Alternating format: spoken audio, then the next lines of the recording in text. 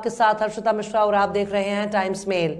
इस वक्त अमेरिका से खबर आई है कि कुरान पढ़ने के बाद ईसाई पादरी ने एक अल्लाह, आखिरी पैगंबर और एक किताब पर अपना ईमान लाकर सबको चौंका दिया है।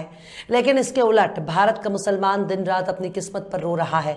तो वहीं दूसरी ओर अमेरिका में ईसाई पादरी ने इस्लाम अपना लिया है। एक ईसाई होकर कोई इस्लाम अपना लेता है तो कोई हैरत वाली बात नहीं है, लेकिन जब एक पादरी ही इस्लाम अपना लेता है तब इस घटना को हैरत की निगाह से देखा जाता है।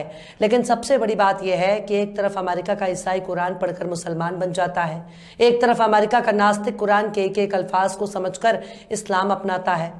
वहीं दूसरी तरफ अखंड भारत का पैदाइशी मुसलमान एक नंबर का अंगूठा छाप नजर आता है।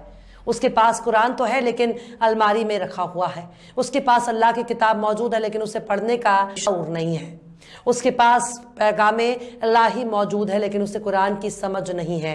उसके पास सब कुछ है पर उसे समझ में नहीं आता कि इमाम साहब ने जुमे की नमाज में अरबी में जो खुतबा बयान किया, आखिर उस खुतबे में इमाम साहब ने क्या कहा है, क्योंकि अरबी ना तो अखंड भारत के मुसलमानों की जबान है और ना ही उसे समझ में आता है। खुद इमाम साहब भी लफ्ज बालफ्ज कुरान को अपनी जबान पे बयान नहीं कर सकते हैं। उसके लिए उनको अरबी सीखना होगा, क्योंकि इमाम साहब भी उर्दू बोलते हैं, बंगाली बोलते हैं, तमिल, तेलुगु, कन्नड़, मलयाली, पंजाबी बोलते हैं, पर अरबी नहीं बोलते। रट्टा मारकर कुरान रट लेने से भले ही कोई हाफिज बन जाए लेकिन कुरान का इल्म उनसे कोसों दूर है। ये ठीक वैसे ही है जैसे सारी दवाओं का नाम आपको जुबानी याद है लेकिन आपको नहीं मालूम कि उन दवाओं का इस्तेमाल कौन सी बीमारी में करना है।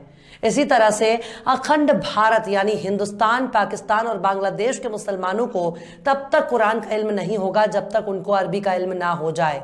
लेकिन अमेरिका वाले आखिर कुरान को कैसे पढ़ते हैं?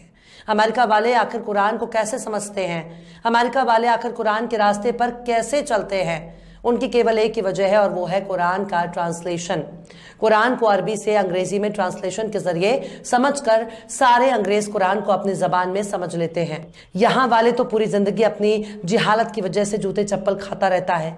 इनके पैगंबर ने यानी पढ़ने का हुक्म दिया, इन लोगों ने मज़ारों की चादरें चूमनी शुरू कर दी।